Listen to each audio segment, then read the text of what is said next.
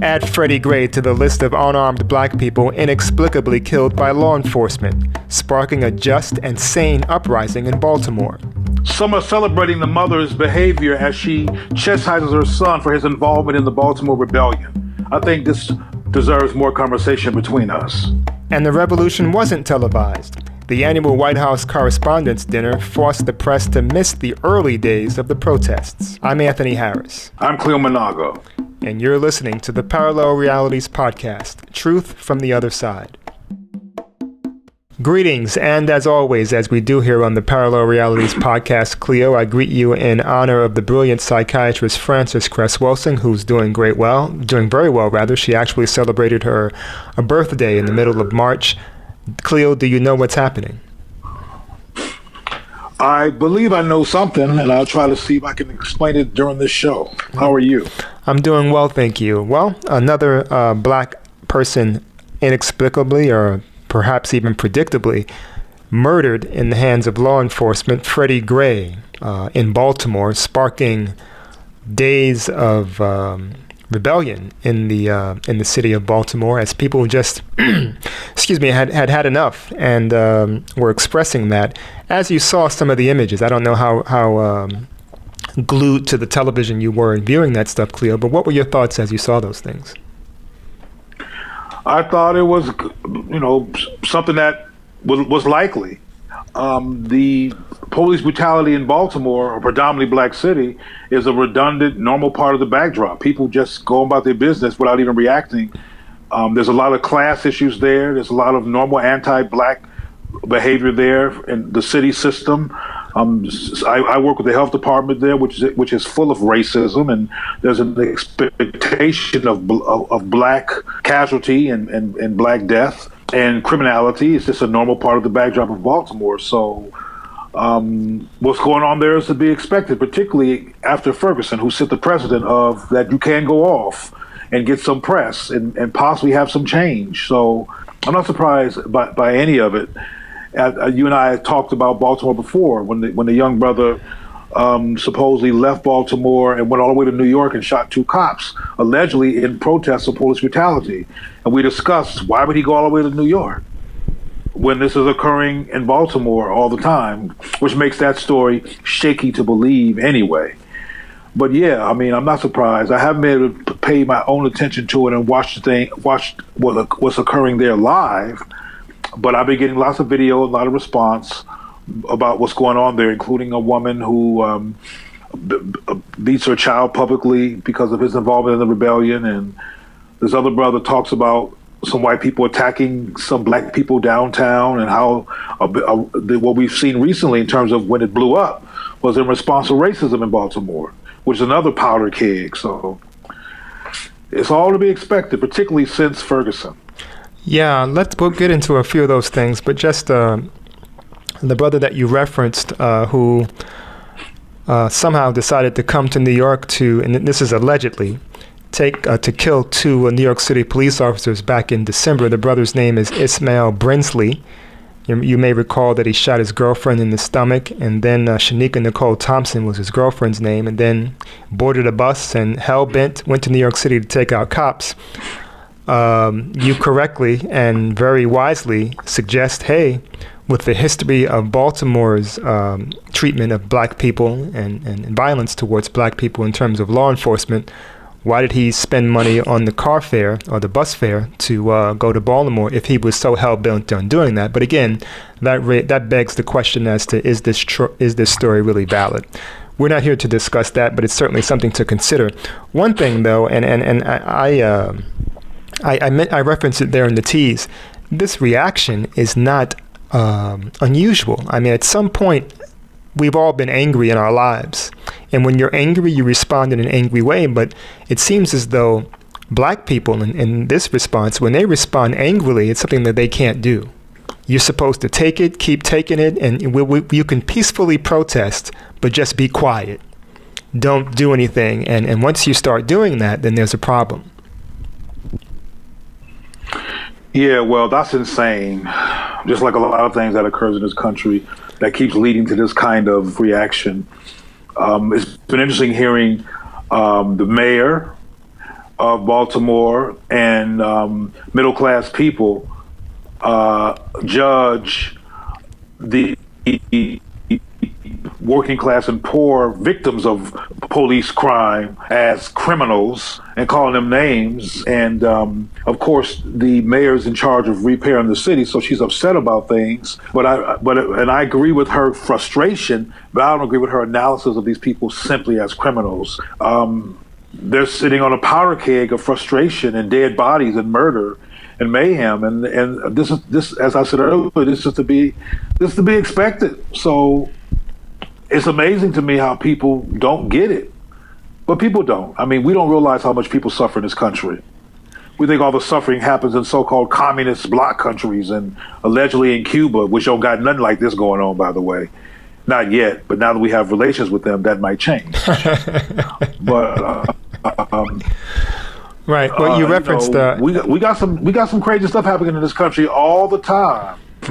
Yeah. Go on. Yeah, you referenced the mayor, just Stephanie Rollins Blake. She has come under heat predictably from those in the media and those who want to just spout off certain quotes from Martin Luther King, but not in context, by stating that she's been asleep at the wheel. She's not really responded to this whole situation the way they want her to. So she's certainly under pressure in terms of what she's going to be dealing with. But this whole feeling of property over humanity and life is very, very interesting. I mean, we've yet to find out why Freddie Gray is dead. We've yet to find out why, rather. And I want to point people's focuses or lenses to, again, we referenced this website when we discussed Eric Gardner, but there's a website called freethoughtproject.com. And they came out with a story that says that Freddie Gray likely died as a result of something called nickel rides, where the police officers get the person, more times black, in a car. They handcuff them and tie their tie their legs up, and then ride crazily in the car, so they're bouncing while the car is riding. And as a result, and when you think about that, you see, okay, it's likely that that's how Freddie Gray died. His larynx was broke, his spine was on, and that, you think about that just don't happen by you just putting somebody in the car and taking them to the precinct. So, and there have been several other people who have sued and gotten money as a result of these nickel rides. They're also popular in Philadelphia also. I'm sure they're popular in other cities as well. But again, this is just coming to light. So this whole idea of property over humanity is really troubling when you think about it.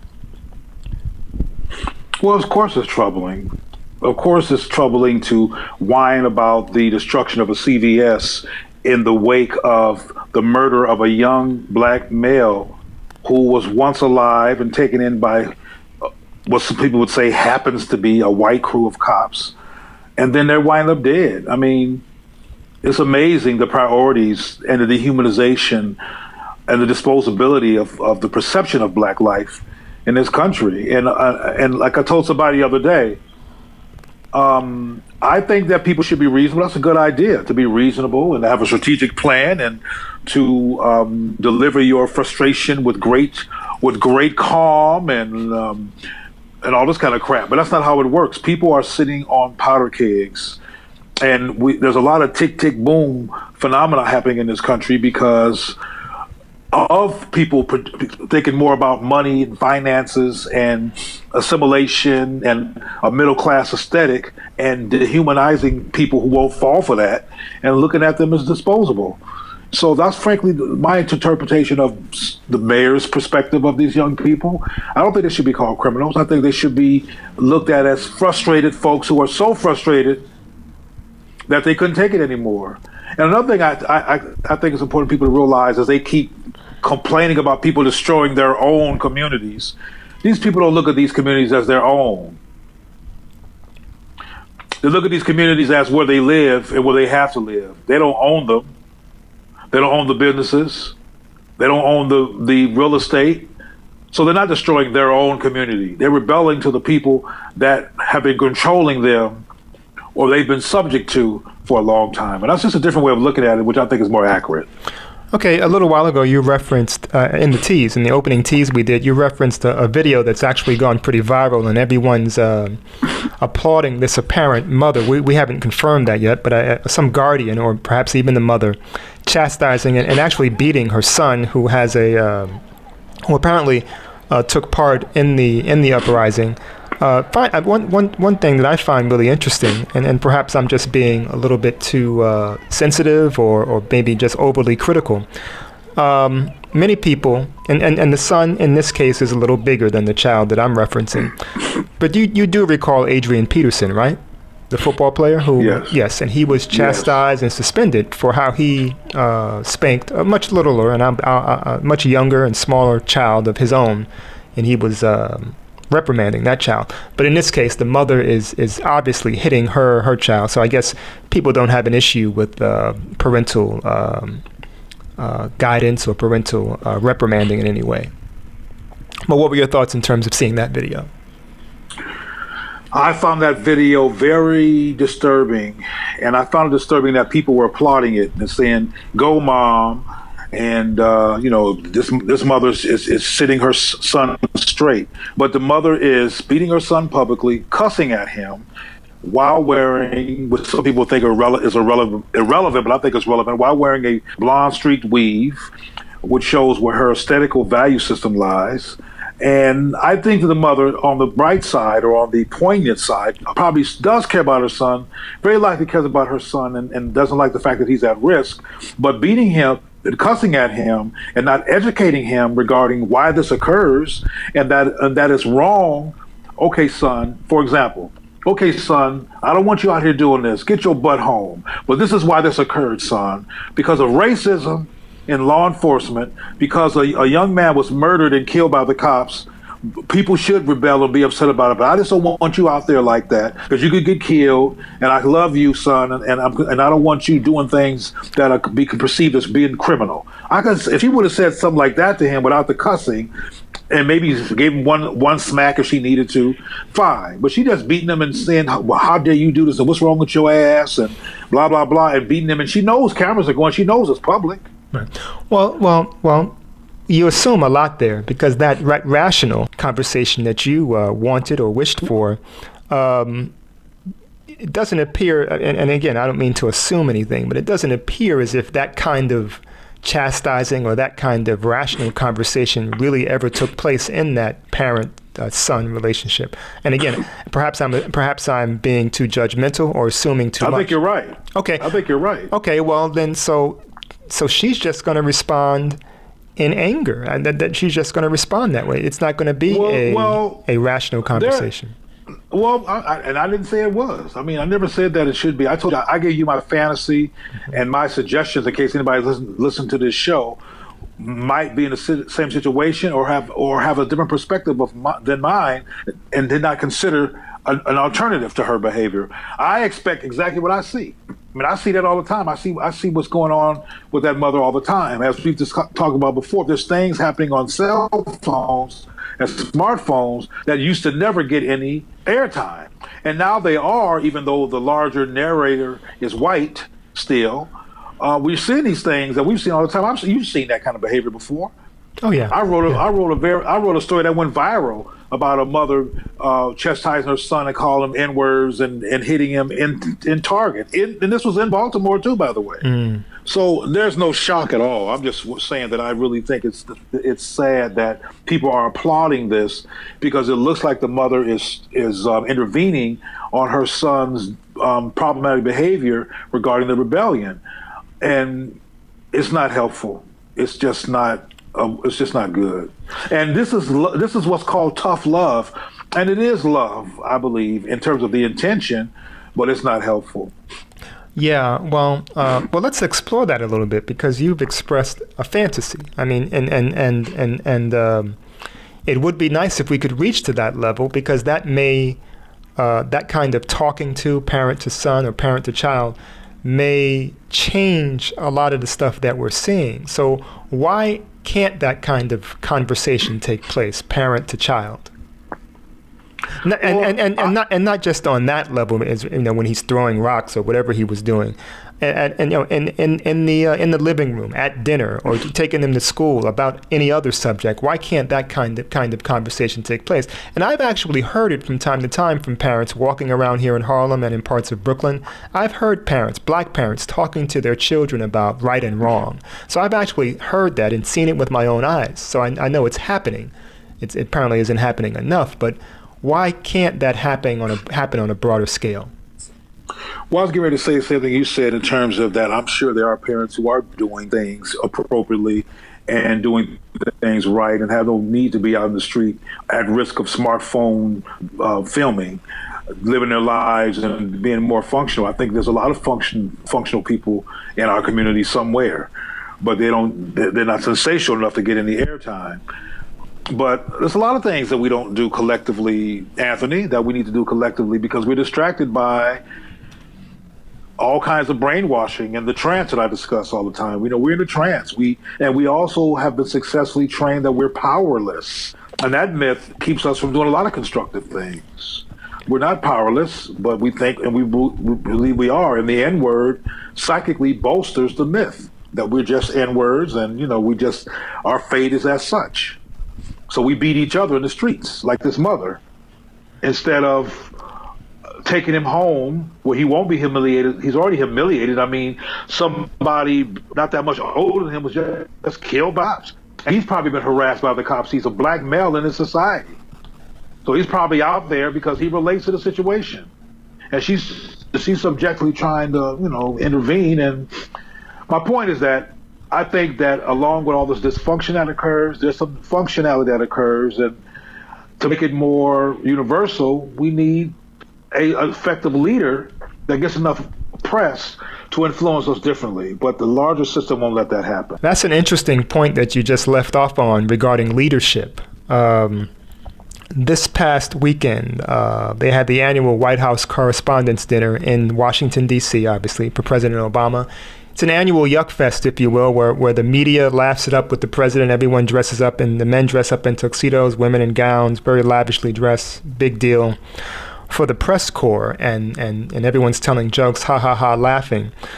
But it was really sad this time. I've never really enjoyed viewing those things because there's things. I just have a problem with a very cozy relationship between the media and politics or the president or government. There's something wrong with that in my eyes. If you can sit there and laugh at this man and while he's telling jokes and everything and talk about how smooth and how cool his delivery is, then surely a part of you is biased in your reporting, clearly, or maybe I'm wrong. But anyway, sadly, the early days of the Baltimore protests were not covered by the media. What was missed in those early days by CNN, which actually broadcast the White House Correspondents' Dinner and the other cable networks, C-SPAN included, was a photographer who was taking photos of the police beating up people. He actually got beat up. Joe Giordano of a newspaper in Baltimore got beat up. Now, it would seem to me that the media would quickly cover that story because one of their own got beat up. Unfortunately, they're not covering that, but they're quick to cover, Don Lemon included, quick to cover what's happening in a small section of a black neighborhood in Baltimore. You talked about leadership. Well, like I said earlier in this conversation about when you first asked me how I pay attention to any of this, and I told you that I pay limited attention to things that have been brought to my attention, it's all predictable blur. I'm involved in trying to do what I can to raise consciousness and get black people to come out of the myth of being powerless, because what Obama is doing, and what you just described, is what he's always done, and that's how he's done things. I believe that he thinks about these things because he has no choice and that he feels some level of pressure. But he's the president of the United States. He has to please people. He's a politician. He's doing what he does. I mean, this is what he does. He doesn't make a big deal out of racism when it's on fire and alive like this in ways that could marginalize him as being just another black person who's quote unquote angry. So he's doing, I wasn't even frustrated by any of it because it's just predictable. Could you imagine Obama going, what happened to like what he did with Homeboy over in Boston. What's his name? Skippy. Henry Louis Gates. Yeah. Yeah, how he came out and sat down with Skip. Well, Skip is an acceptable white enough person to take a position on, and then sit down with the cop and have coffee. But Gray is just another black boy being murdered and doesn't have the kind of gravitas and favor that somebody like Skip would get. So, yeah, the president is doing what he does. Yeah, but the optics of the first half black or black president in the United so-called the so-called first black president in the United States, and what we're witnessing in a city that's 45 minutes away from where he's yucking it up with the media and telling jokes, and this is happening, and there's no response, and not only that, the incestuous relationship between the media, who is supposed to tell us what's happening in the world, and government, that just doesn't look good. Well, it depends on who's looking. I mean, I agree with you that it doesn't look good, but I personally think that Obama's concerned about him not looking good to certain people. Mm-hmm. And you and I have a less obligatory perspective in terms of white approval, system approval. We don't have that system level investment that Obama has. We're more concerned about directly the context and conditions black people live in. And Obama's different. It's a different animal than us. He's half white. He's from Hawaii. He has more of an outsider perspective of this whole thing, and intellectual perspective. So, hey, it's not disappointing to me in that. I'm disappointed in racism too. It's disappointing, but it's redundantly part of the backdrop. Okay, last thing. We have to resist it. Right. Last thing on this White House Correspondents' Dinner that took place, and I'm just pointing this out. The president. Normally during these things, the president. It's kind of like a roast. Are you familiar with roast, when someone gets roasted and people get up there and tell jokes? Yeah. Right. So the person who's getting roasted, in this case, the president, he got up and told some jokes, and every president has gone through this. Obama got up and he had someone called his anger translator. Are you familiar with the TV show Key and Peele on Comedy Central? Yeah. Okay. Yes. Okay. Well, one of the brothers from the show, I believe the brother's name is Keegan Michael Key, rather is his name. He came up as quote unquote Luther to be President Obama's anger translator, and Obama was expressing some things in Obama talk, not offending anybody, and Luther was there to convey what Obama really meant. Luther, my anger translator, to join me here tonight.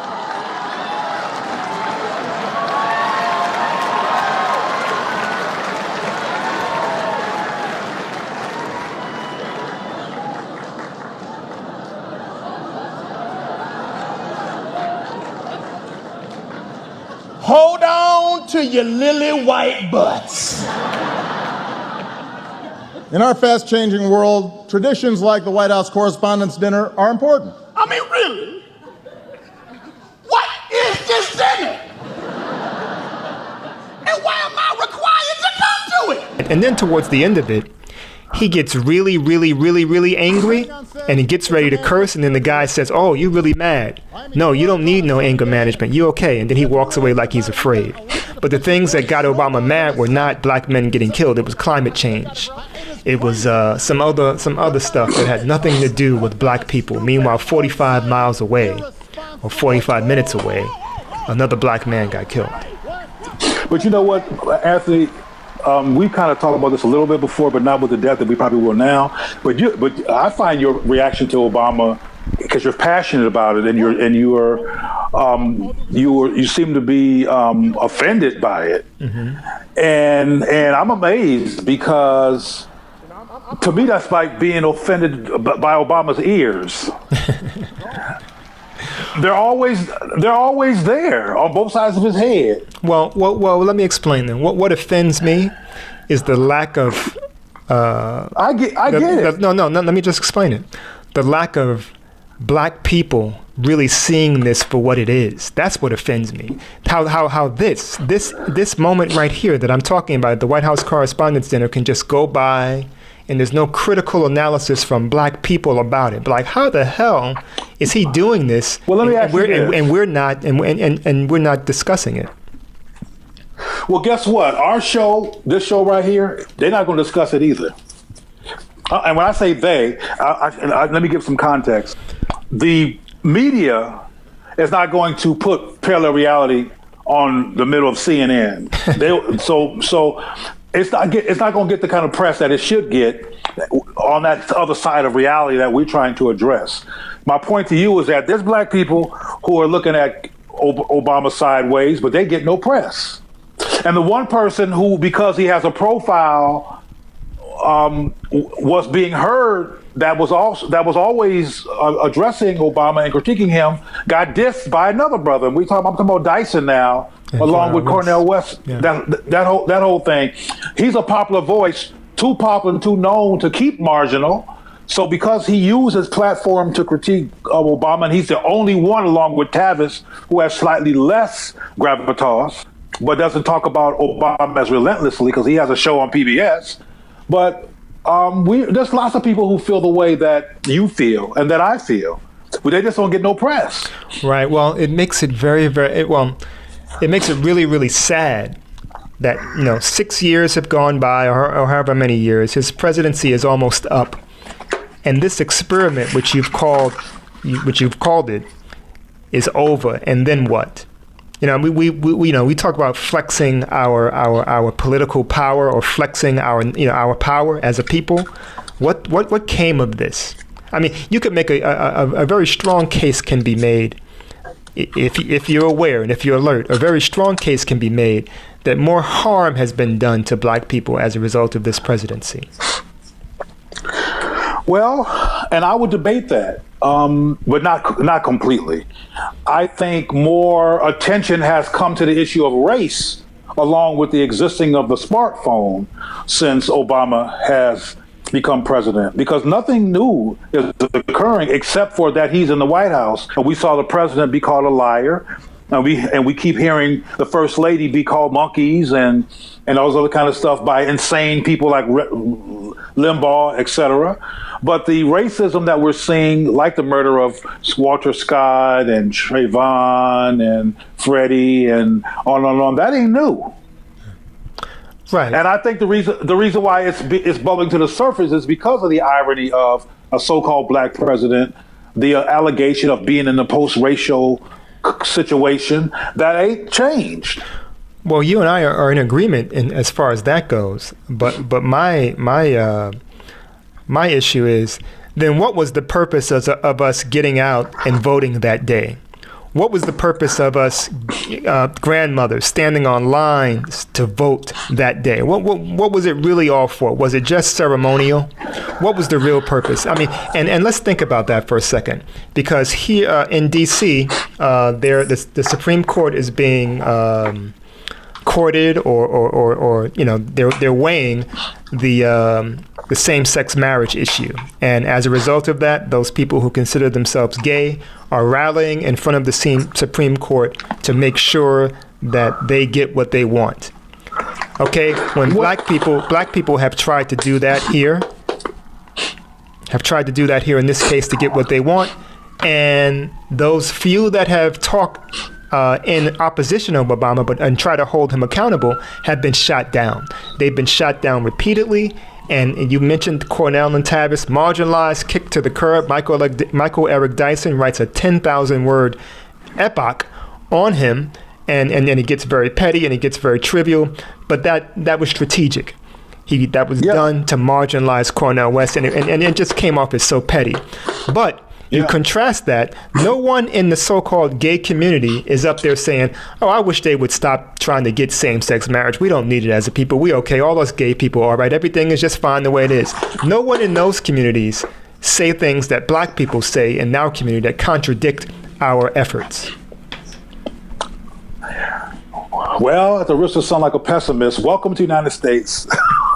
Welcome to white supremacy. Welcome to the impact of white supremacy on the people who have been taught to deny it until it erupts and wait for a video to come out before they erupt about something that pre-existed the video as a phenomenon. That's what white Jesus and a white supremacist narrative that's in our psyche that has us in question about our worth results in. White gays, who are nothing but white people who are homosexuals, don't have no internalized struggles around worth. They don't have the symbolic reverence for Obama, which makes them second guess critiquing him. They don't give a damn. They're not impressed that he's black. We're so impressed, some of us, that he's black and he's so sacred to us symbolically for being in that situation. We're afraid to go out and do what the white gay community did and make demands. We're just glad he's there. See, white people don't have the pressure and trauma of being worried about a white man being in the White House. And they even had Barney Frank for some time in Congress. Yeah. So, they don't have the deprivation concerns that we have, and they're not dealing with the psychological damage intergenerational trauma that we have to come out of before we're going to be as functional as the white gays. Whatever the white gays are doing, we could indeed do. Because, the whole idea of gay marriage and it becoming legislated that they can get, or that gay identified people can get married, that was far-fetched 20 years ago. But they don't care how far-fetched nothing is. They don't talk about, something is impossible or that could never occur. They don't articulate that, and they shouldn't, because that's how you get what you want. We have to be the same way. But at the risk of being redundant, too many of us are still unconsciously questioning our value and unconsciously reeling with the myth of white supremacy as being not mythological but fact. And all those psychological gauntlets get in the way of us smooth going to get what we need and what we should have. What's that brother's name? T. Coates, Tanish Coates? Ta-Nehisi Coates. Ta-Nehisi Coates. That brother's so bad and brilliant, it ain't even funny. And he's written about in great detail, in words that anybody can understand, why we should get reparations. Right. He's been on TV talking about reparations. The man is crystal clear. He has perfect control of English language. And you can't break it down no more beautifully than he broke it down. But black people didn't want to read that because it was going to offend white people. See, white gays aren't worried about offending their parents. Oh, boy. Well, we are, and I mean our white parents. No, I got you. That was clear. One thing, and you mentioned Ta-Nehisi Coates, his reparations expose that he did for the Atlantic magazine. Now that's, right. I'm sure that was it was very lengthy, and I'm just guessing. Now that was 10,000 words worth of reading. You talk about yes. Michael Eric Dyson and his petty silliness with the Cornel West. That was better served for wrapping up fish in or picking up animal manure. But Ta-Nehisi Coates' orchestrated writings about reparations were awesome. Genius. And I bring to your attention also that he also did some stuff regarding Ferguson in terms of how the system of Ferguson got money for the county off the people's backs. I believe that's in this month's or the most recent issue of the Atlantic. Check that out if you can, because he's laying it out there for us all to see and to understand. And again, he's not using elaborate and tricky words that you got to go look in the dictionary. It's just basic English. Yep. Any other thoughts regarding any of the things we discussed here as we try to wrap up? No, except for I hope our listeners are compassionate and learn more about the circumstances that they live in Baltimore, and understand that despite some of us having more access to things or having some level of quality to our life, though it's drenched in white supremacist issues, there's some people who are suffering for being black and poor in this country and who have become fodder for racist cops, black accommodationist cops, white accommodations, black cops, I should say, and there's people who are suffering immensely just for being black in dealing with the symptoms of racism and the aftermath of slavery. And I just wish we had more compassion and were more unified across our differences instead of referring to any of us who are rebelling as criminals. Okay, one last thing before we wrap up here. Best wishes go out to Mumia Abu-Jamal. Many of you may hear that he's struggling with some health issues as he is still in prison, and diabetes is set on, and many people say that he's gravely ill. Much respect to that brother, because he's done some stuff I certainly don't think I could withstand. And I hope and hope everything comes out okay in his regard. As a matter of fact, briefly, there was a public school teacher who asked her students to send him some get well cards, and she got I think it was in Philadelphia or New Jersey, Southern Jersey, and she got reprimanded by that. Many people had issues with it, and there was some talk about her possibly getting fired, but she didn't. She didn't. She stood her ground, and out of humanity. The children actually volunteered to do it because she told them about Mumia, and she told them that he was not doing well, and the children volunteered to do it. It wasn't her tying them up and urging them to do it. They out of the children's humanity, because you know how children are, they can be very genuine and very real in their humanity. They offered to write cards, and she got some heat for that, but she stood her ground, and she did not get fired. So big ups to her. I forget her name offhand, but again, best wishes go out to Mumia Abu-Jamal. I think it's wonderful. That was a wonderful gesture that a human being suggested that another human being who's unjustly incarcerated get support and have some kind of love and affection, given all that they've given to us as a people in terms of Abdul Jamal. So I support that. And I think it's unfortunate but predictable that she'd be reprimanded. But speaking of reprimand, I have a quick question. Have you heard about the brother who worked for the Southern Christian Leadership Conference who told black people that they should defend themselves? And what happened with him? Yeah, we discussed it. Yeah, we discussed that in the most recent, the last show. But Mostella. My question. Yeah, Mostella was his last name. Yeah, but go ahead. My question was: have you heard any? Is that story gone, or have you heard it? Is he back, or did he lose the job permanently? No, I have not heard any more about that. But again, and as I said during the most recent show the most recent podcast that we did, I said that given the Walter Scott, you remember the brother in South Carolina, the Walter Scott killing, you would think that the Georgia Southern Christian Leadership Conference would step up and say, you know what, on second thought, you know what, let's get Brother Mostella back into his position. But no, they've been quiet. He, I guess, is still suspended and going through some sort of investigation or retraining to appease folks. And it is what it is.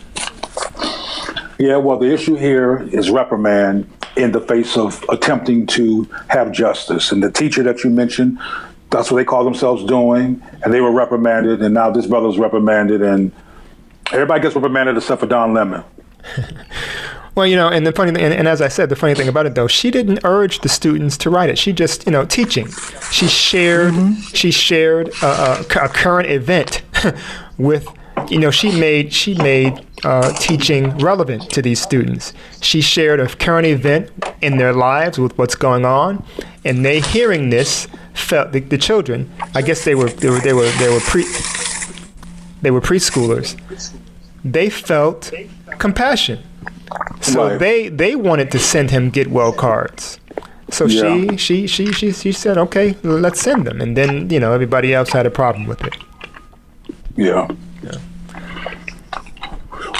Well, I hear you, brother. But the point I was making, and I think you got it, is that people in an allegedly free country, so allegedly the most freest country on earth, blah, blah, blah, blah, blah, really are not free. We don't have freedom of speech. And if you say what you feel, you can be reprimanded, even if what you're saying is in resistance to injustice. That's my point. Well, no, yeah, I got you. And speaking of supposedly free in this great country, in terms of child poverty, the worst country is? Well, I know that among children, the worst country is the United States. Yeah, that's what I said. Child poverty. Yeah, United States is the worst country. No, it's not Cuba. No, it's not some of these faraway places. It's United States. That's very interesting. On that note, we'll wrap up this edition of the Parallel Realities podcast. Cleo, thanks again for the conversation. Thank you too, Anthony. Always great to talk to you, man. Okay, be well. Peace. You do the same. Out.